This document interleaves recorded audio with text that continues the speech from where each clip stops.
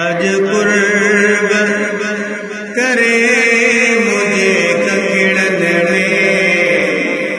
मुझो चंद्र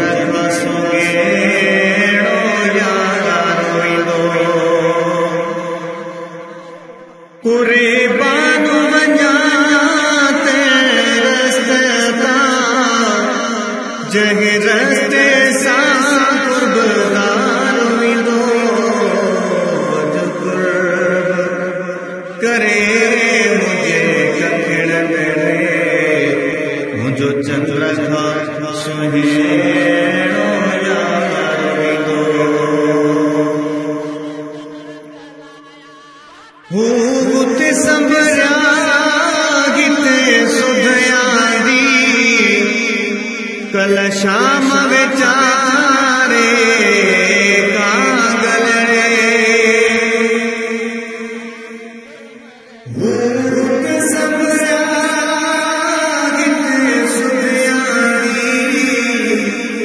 कल शाम वेचारे कागलड़े पयो हुतो दी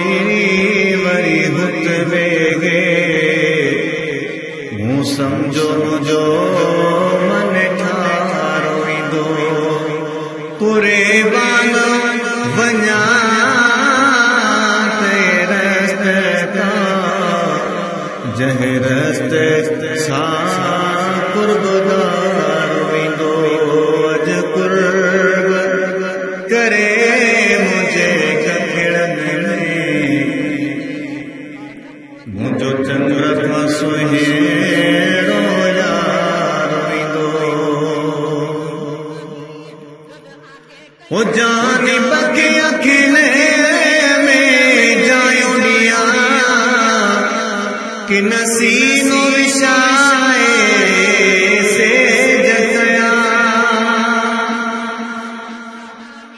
जाने बके अखिले में जायूनिया कि नसीनो विशाए से जतया न अंगणते जैदी मगलव हो करे सुण लोहार सिगारईंदो कुर्बान वञा ते रस्ते तां जंहिं रस्ते सां कुर्बदार रोईंदो के माण्हू ईद सईद में ख़ुशि असां दोस्त पंहिंजे जे दीद में ख़ुशि के माण्हू ईद सईद में ख़ुशि असां दोस्त पंहिंजे जे दीद में ख़ुशि साईद भली तन ईद लिखां जंहिंमें जाने बेदार रोईंदो कुर्बान वञा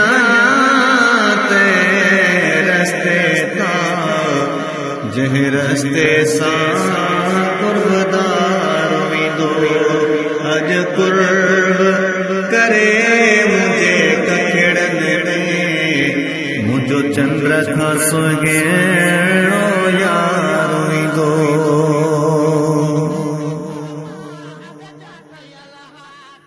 हो मूंखे चवंदा माण्हू मुबारक थई हिन गल जानिया जी गुलाम नबी मूंखे चवंदा माण्हू मुबारक थई हिन गल जानिया जी गुलाम नबी खिली चवंदुसि खैर मुबारक इहो सुतत सगोरो रोईंदो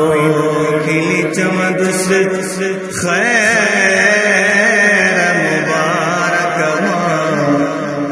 हुतत सगोरो वारो ईंदो कुर्बान वञा तंहिं रस्ते तां जंहिं रस्ते सां कुर्बदारो ईंदो मथस मां सदको कयां मूंखे हुजनि सिर हज़ार कंहिं बि न थे पंहिंजो कयो पर सार लधी सरदार बख़्श चङागी रब खे मुंहिंजा पुछड़ा ऐं बदकार महेसर मिसकीन ऐं ॿिया कुलई पानीअ ॿार तीअं कयो कलतार जीअं हबीब हथड़ा खयां